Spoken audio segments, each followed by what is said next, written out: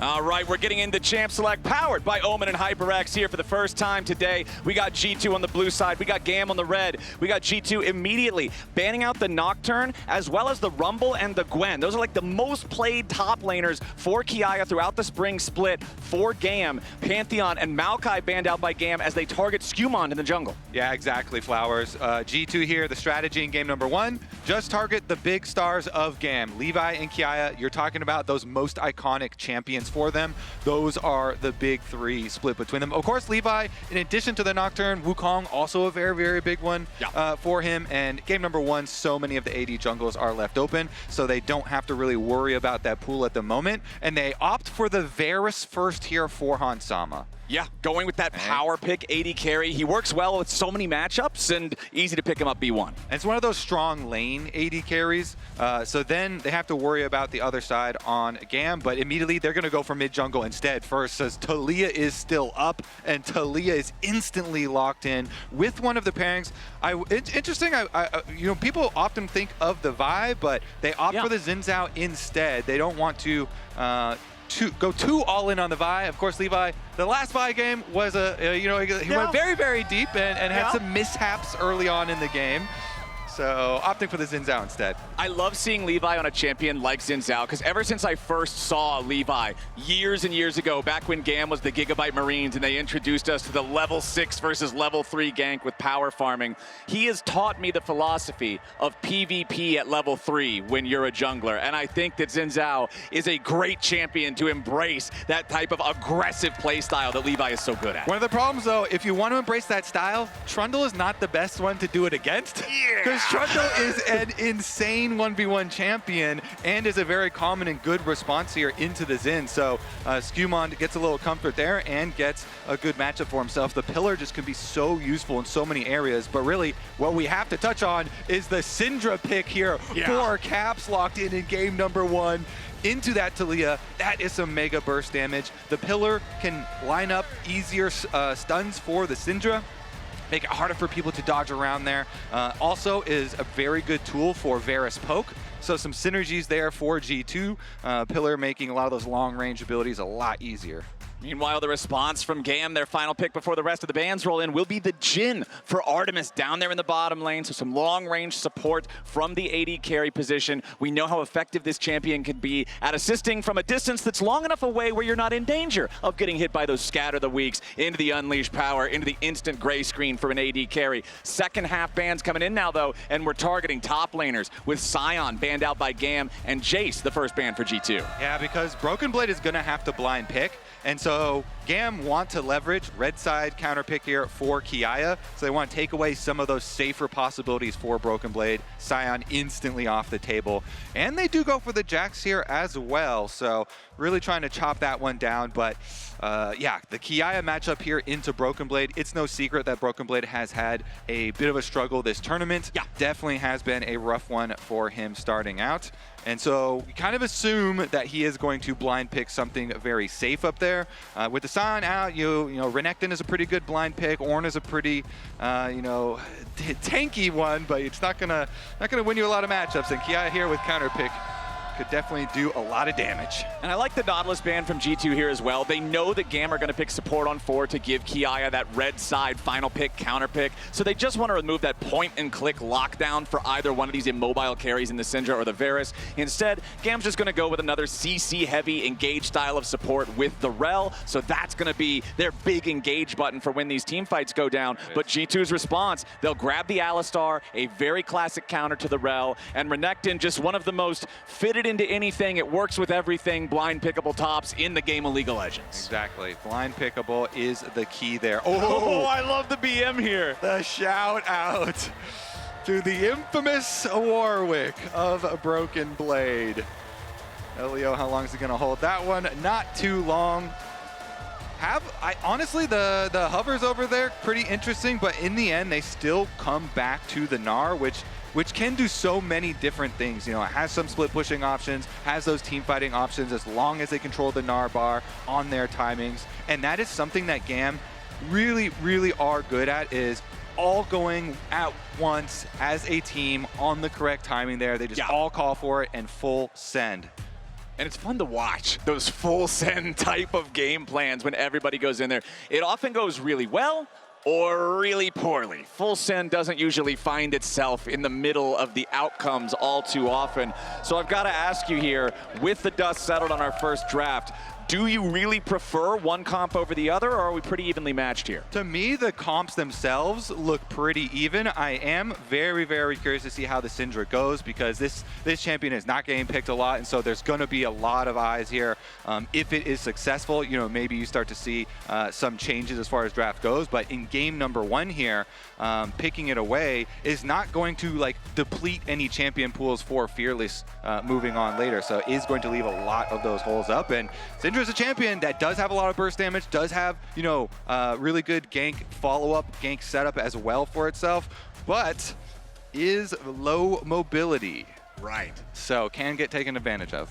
Both of the carries on the side of G2, when we're looking at the Varus, when we're looking at the Syndra, very lacking in terms of that mobility. And if Kiaya and Levi can work together like we've seen them do for a lot of the GAM wins with these champions like Jhin and Gnar that want to dive into the back and find them, if they find those marks, they can tear through them. Yeah, and even though we did see the analyst tests all predicting G2 in this series, I want to point out some things that GAM has done very well in this tournament.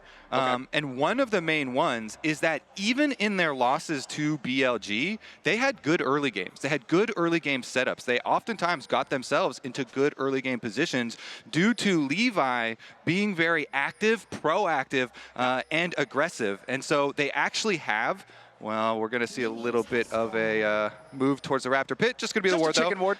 But they often, they actually have the highest gold advantage at 14 minutes.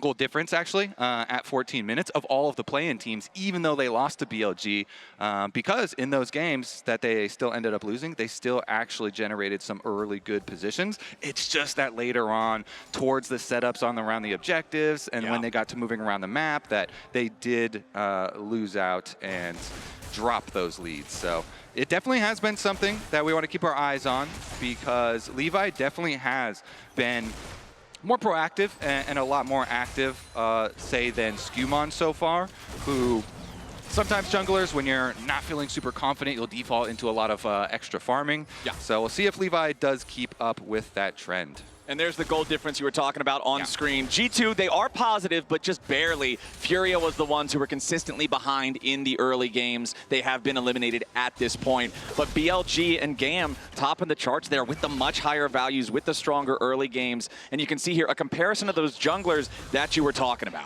Yeah, and as you can see, you know, some of these early game numbers is one of the focus. Levi getting very active, lots of kills and assists for him generated, a little bit of a gold lead. But of course, then SkewMond with the KDA later on. But both of them actually just going for their full clears, opposite directions, of course. And we did see the Raptor ward go down. That gave them the extra information. And the KDA on Levi being lower, I feel like, is a consequence of that full send PvP type of play style. He's going to be a part of everything. He's going to go in. The more you go in, the more you go down. And sometimes, hey, it works out and you're the noble sacrifice. Yeah, he creates a lot of plays. Not all of them always good, like the Vi game that we were kind of talking about, some of the early stuff, but is always looking for those angles. And he has been on the international stage quite a lot, so definitely doesn't show any fear. One thing I do want to point out in this one, just because I feel like we've seen a lot of it so far in the play-in stage, neither one of the supports running an unsealed spellbook this game. I feel like we've been seeing, especially as we're going later into Fearless in some of these best of fives, we're seeing more and more support picks taking the unsealed spellbook to make teleport plays or extra smites, but not happening in this one. Yeah, generally we'll see a lot of the unsealed spellbook when you're in a matchup that you can like get away with it, right? And you don't need your aftershock. But here, both of them are like, okay, we're gonna need some extra tankiness for ourselves. So we go with that aftershock summoner spell on their side. And of course, that support matchup that you're looking at down there, we didn't address it in the champion select, but Alistar is always so good into Rell. Pretty good at interrupting those combos. Very good body blocker for later on, interrupting those crash downs. So we'll see if Labrov is on point with those.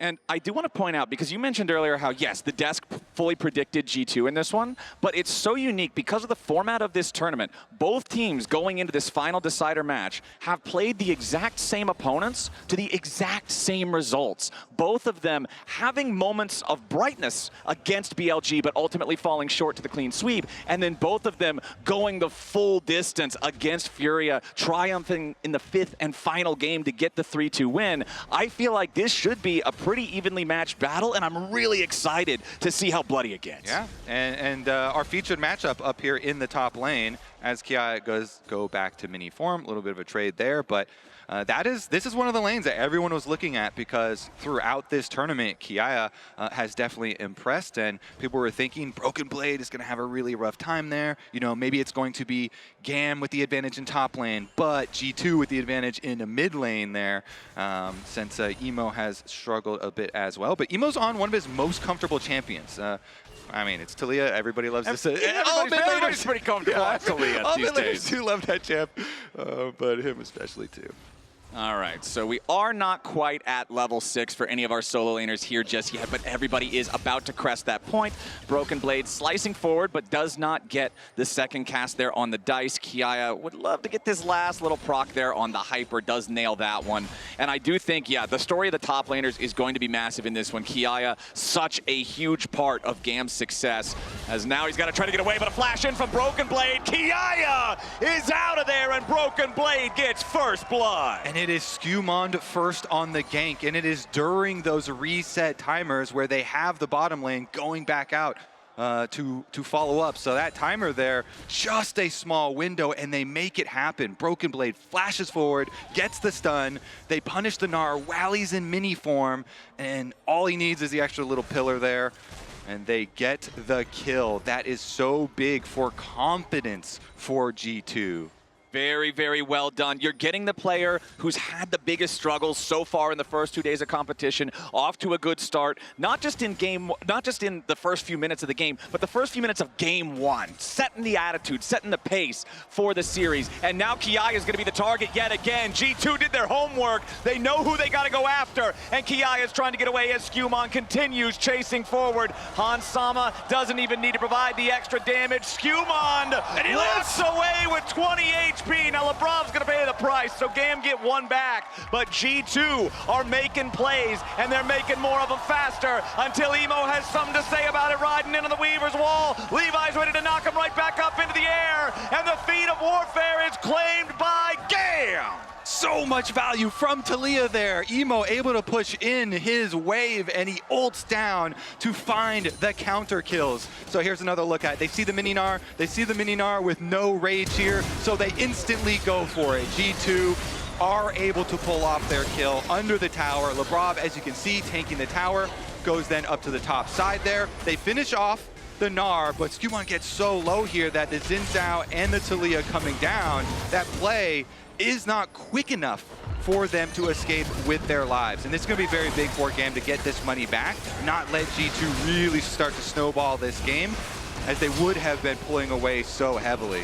Exactly. The G2 gold lead was up to 1.2, 1.3 thousand gold until GAM was able to hit back. And now you can see we're right back to dead even, and critically for GAM, they're the first ones to 3, so they'll get that first feed as well. And I will say the areas that the gold is going to is pretty critical too, because even though they do get money back, it doesn't go into Kiaya. So this is going to be a game where they do have Kiaya a little bit underfed, a little bit on the back foot.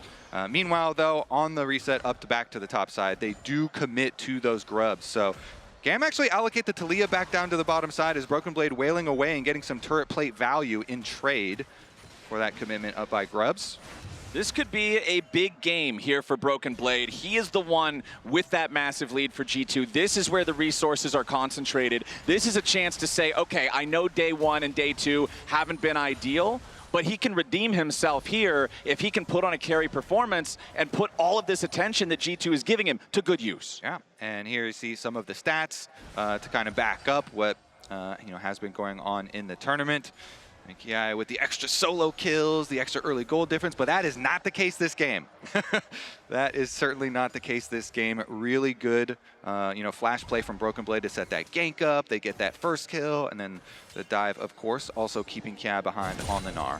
All right, so Emo is still on control duty here for this Fed Lizard. Just going to continue to try to maintain some distance on that when you throw out the Unraveled Earth, so he cannot slice towards you unless he just instantly stuns himself after. Yeah. And GAM, of course, the price they pay to go for those kind of trap plays and the team plays. They sacrifice a little bit of minions each time they do go for it. So couple of little CS deficits there as well. Emo down slightly as now he's kind of planted himself in that side lane after they once again rotated over, and he's under attack. Yeah, Emo gonna knock Broken Blade back into the turret as he tries to create a little bit more distance, throws a couple of rocks back. Now GAM is coming in to reinforce, but the fight is already over. Labrov and SkewMond hanging around as Elio just gives him a couple of taunt spams. And again, you see this kind of hover down from the team from mid lane. They rotate over, they threaten, and they're actually gonna commit to that rotation, but every time they do that, they're dropping some minions. Another minion wave here. You saw that one no cannon minion there in mid lane, so those minions, the melee ones, died to the tower before Emo's able to teleport back. And I think that this story is being told wonderfully by just the mid lane CS comparison. What you're talking about here, Caps hitting 100 CS while Emo's still just sitting at 84. That's 2.5 waves that Caps is now up. And G2 are going to take the opportunity to seize control over the bot side river and go in for the first Drake. First piercing arrow from Hans Sama, doesn't find Elio or Artemis. Now the Weaver's Wall has arrived. Emo's ready to fight. They're going to go after him, but it's Labrov the first target. Crash down into the Magnet Storm, finds SkewMond, but he's already powered up by the Subjugate. Curtain Call opens up, and Levi's ready to jump in. SkewMond is already down, and Levi's taking a kill. Hans Sama walks out of the way of the seismic shove. G2 continuing to try to get away from this one. Emo doesn't have enough damage to make anything else happen as the Deadly Flourish flies out. Now Chain CC to Hans Sama. He's stuck around for too long, and GAM with the punish. Get 2 kills for the Drake. Yeah, nice snipe there to get the extra kill, because it was just going to be 1 for the Dragon, but they make it 2 with the slick skill shots here. Wait a second. This is going to be a stop. Yeah, all right. He's all right. He's all right. But man, yeah, the action continues, and GAM going for the kills. Yeah, G2 do get the objective. They do get the Dragon, but that is Hans Sama, both summoner spells, as well as both junglers, of course, using their flashes. But really, you have to think this Varus is going to be a target for GAM. They have a lot of possibilities. All right, Broken Blade versus Kiaya. You can see, honestly, not a ton of catch-up opportunity for Kiaya, despite the fact that he was up here in the top lane farming the whole time. He's still down an entire Tiamat in terms of inventory combat power, so he probably doesn't want a whole lot to do with these 1v1s, but if it's not a 1v1, it's a different story. Elio coming up to help him now. Might be able to find the Shattering Strike here. There it is, into the crash down. But the rest of the damage is not there as Kiaya is back into Mini-Gnar form, but they'll at least force the dominus out of Broken Blade. Yeah, ultimate is pretty big. That was one of the things that got buffed on Renekton that really started the popularity to come back. One of the things so far in this game, though, is lots of big Taliyah plays from Emo and G2, giving over a bunch of kills in a lot of these scenarios where GAM do go for the trap. But G2 overloading on this bottom side as Labrov working with SkewMond to help pressure Emo as well as take away the Grom. Exactly. They're saying, all right, if Emo's the one putting out all this pressure, if he's making all the plays, let's bring the pressure to the Taliyah instead. The 3-man positioning for a dive doesn't end up becoming anything as Levi is there to make sure that his mid laner stays safe. Kiaya with the Mega Gnar tries to jump in, but when the wall-up does not collide with Broken Blade, means there's no more of a play to be found. Still a couple of minutes until we have any more neutral objectives to fight over either. The Rift Herald 2 minutes away, the Dragon about 2.5. As we check in where all the items are, you can see Ghost Blades fully completed on both of our AD carries in this one. Very close to Trinity Force for SkewMond. Meanwhile, the Sundered Sky with the lower price point has already been completed by Levi. But I do fully expect SkewMond to have that Trinity completed by the time we actually have the next big fight. Yep, Trundle with the Trinity, definitely a fearsome force. And it's going to be interesting as we look at the game progressing a little bit further, because Kiaya has caught back up decently. You know, it hasn't been kept down too hard by that early focus. You know, the gank as well as the pressure with the tower dive. And the Gnar, with this bunch of money that he should have, going to go get his reset now, get his purchase off, and that's going to be a big part of how they want to play because they have a Taliyah wall, they have Jhin with the very long range, so they need Gnar to be operational in the side lanes to be effective in the mid game for GAM. And as Kiaya now waiting for this wave to crash into the turret, he's got Levi nearby as well in case G2 was thinking about trying to make another play up here, try to punish the Gnar in mini form again. We, of course, have God Vision. We know that's not going to happen. But Levi now pathing, back down towards this bottom side. Rift Herald in about 30 seconds. Next, Drake in a little bit over a minute as the mid laners square off in the bottom side. You can see the Blackfire Torch completed for Caps. Meanwhile, Emo with that Archangel staffs, building it towards the Seraph's Embrace. Taliyah doesn't stack it quite as fast as some other champions can, but already up to about 290. So once he gets that shield, he'll be feeling even more confident to keep making these aggressive plays with the Weaver's Wall, to jump in and try to find the angles for the rest of GAM to make the plays. Yeah, definitely, for sure. Let's see about the spawn up here on the top side of the map with this Rift Herald coming in. SkewMond gets the crab. He's got vision on the all-important brush for team fights right there with the control ward. Doesn't look like any early rotations, though. Teleport back out to the top side, though, for Kiaya. Gives them the option if they want to do for it. Of course, both Caps and Emo do have theirs ready. Okay. Caps pushed in on bottom side first, though. Let's see how it goes. The Herald's already down to 2/3 HP. GAM thinking about it here as already Emo's ready to make the teleport, come in and join the fight first. But a huge engage coming out from G2. They've already killed Elio before he can do anything. Levi's into the back line, looking to find some damage here on Hansama. Nice seismic shove back into SkewMond. A little bit more damage is needed and they're finally going to take him down, but he also has to be traded back again for another one. Broken Blade and Labrov trying to get away as Kiaya goes mega form. The deadly flourish doesn't hit, but the Weaver's Wall is ready to ride. Emo makes his way into the fight once again, and Artemis is ready to follow up. A little bit more damage on Caps isn't going to be there as Broken Blade has to slice and dice his way back away. And it ends up being a full scrap between both teams. Levi and SkewMond both dead. Junglers not present with the Rift Herald still on the Rift. Caps camping on that control ward down bottom side, and Broken Blade from this brush. Okay, not quite enough damage. He doesn't have Dominus. He couldn't charge up Extra Fury or anything. Kiaya's still safe for now, but he does have to respect Broken Blade.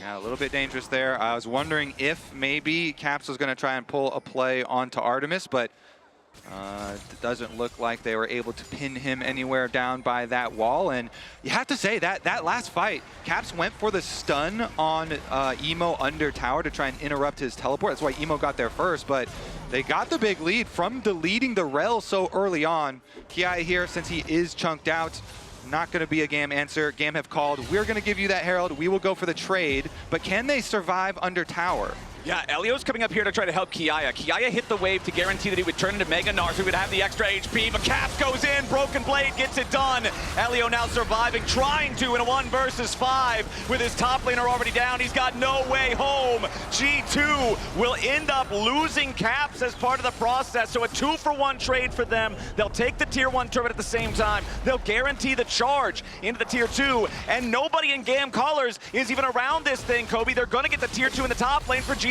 as well. Yeah, but so much is getting traded because GAM got the dragon. They also are getting the towers here in mid lane and in bottom lane. Of course, the secondary tower is worth more, that tier 2, than the outer ones, but GAM getting both of these outer ones in addition to their dragon.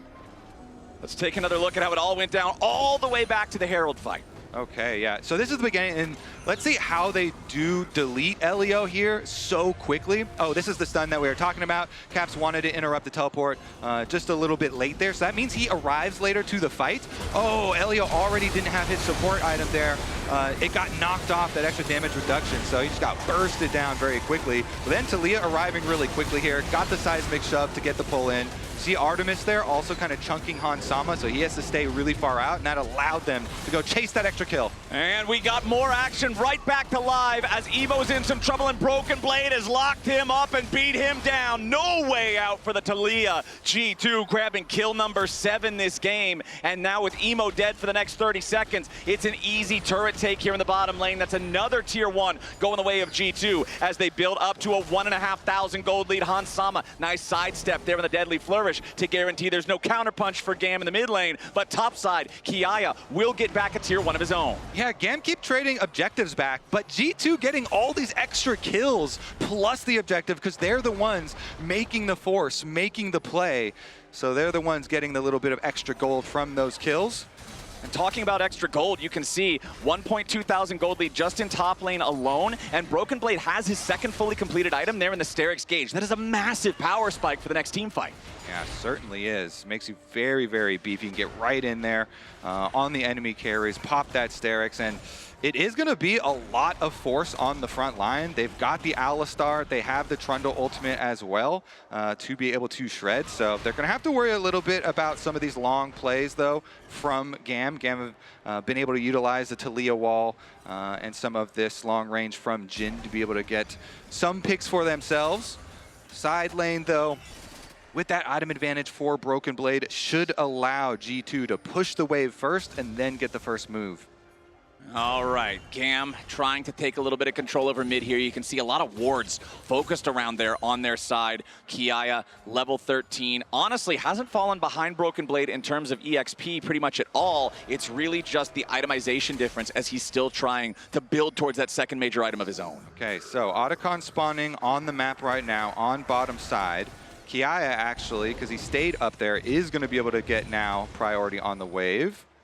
Oh, but this is not a face check. I think he wants to take. Broken Blade's just ready and waiting for him. Does a quick combo, right back to the wave, though. Because Kiaya is in Mega, he can still walk away relatively safely, get back, and get ready to join up with the rest of GAM here. We do have about 90 seconds until the next Drake spawns. Still a long way away until Baron makes his way onto the map, but G2 have a 3-man push here in mid lane. Remember that G2 already has the tier 1 turrets down in both side lanes.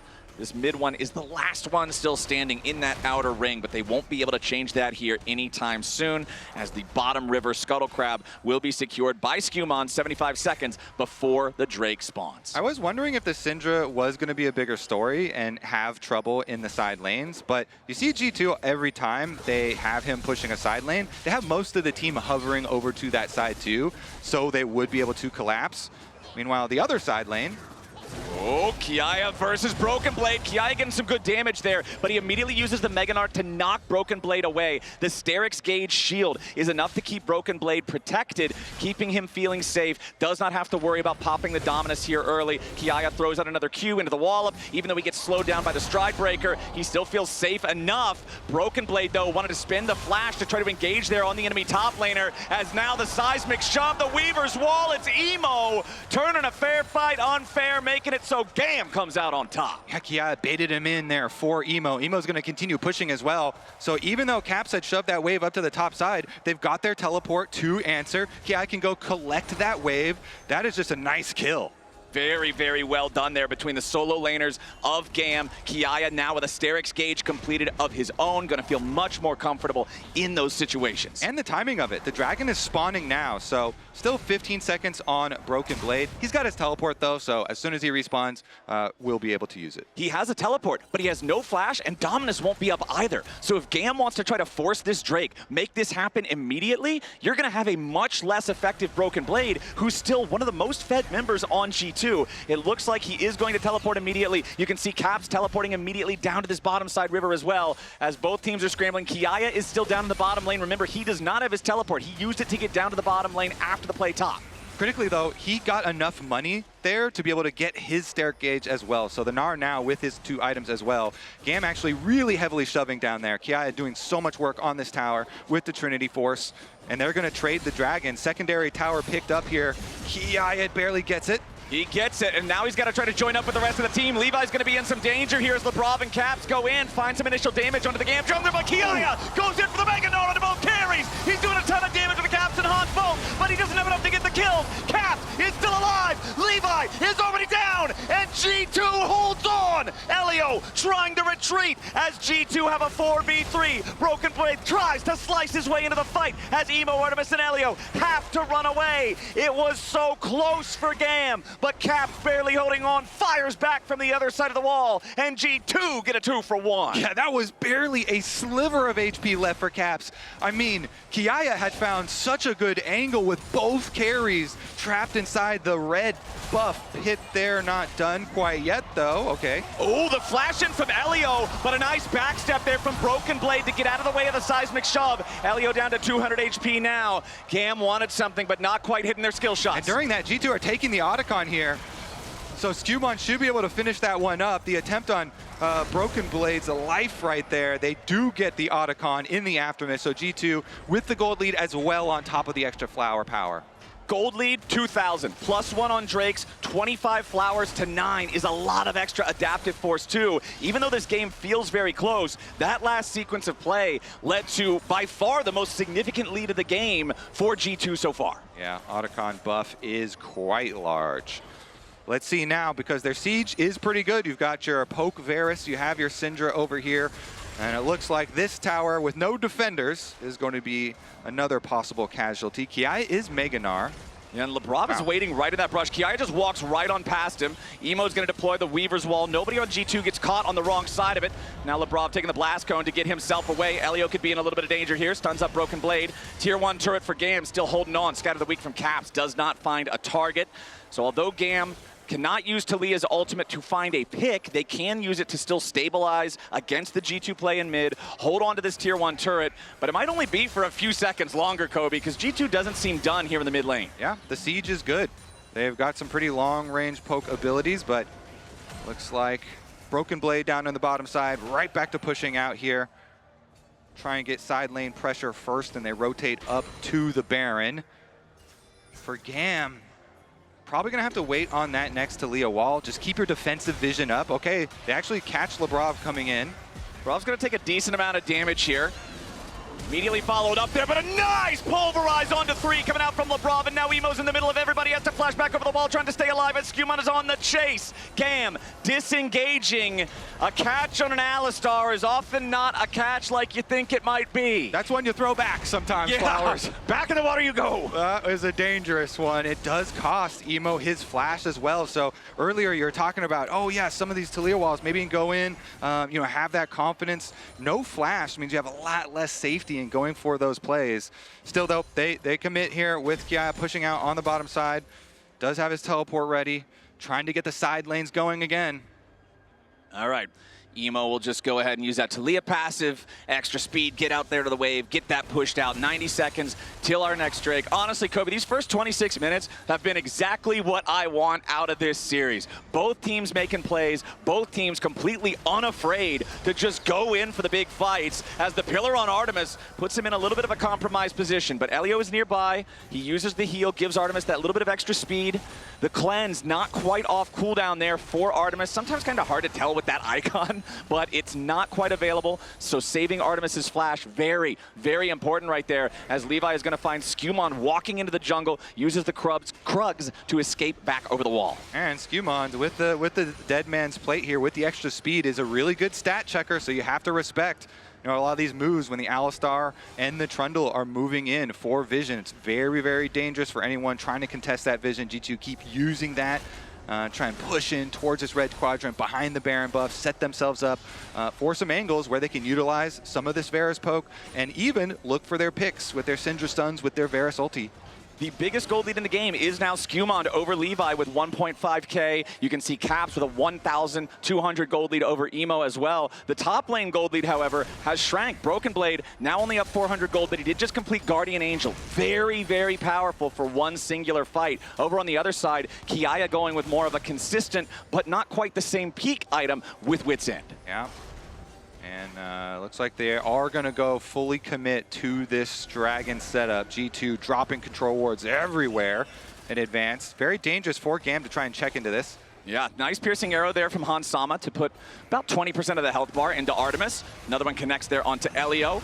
As Levi wanted to go for a win, becomes lightning. Emo fires off the Weaver's Wall as Levi dives into the background. Han Sama in some danger, but he ain't gonna be killed off just yet. Levi's about to die to SkewMond as G2's counterpunch is way too strong. GAM thought they had him, but the only thing they have is an ambulance ride. GAM has already lost 4. A triple kill for SkewMond, and Kiaya is stuck between a rock and a hard place and a pillar, and he's about to drop as well. The ace for Caps for G2, the victory march. Game 1's done. G2 ripped them apart there with the counter. SkewMond is way too beefy there. When Levi goes in, he just gets chomped down. It's exactly what you said back in the lobby, man. Zhao might like to scrap, but Trundle is ready to answer the call. G2 up 1-0.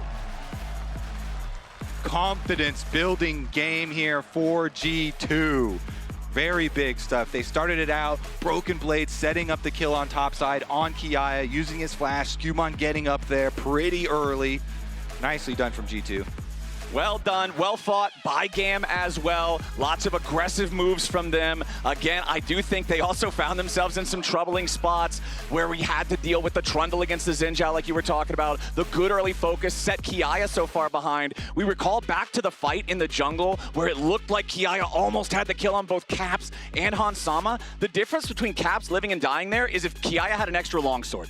That's it. That's how low health he was. So a couple of things, a couple critical moments going down to the wire in this one. It was a fun game one. Desk, tell us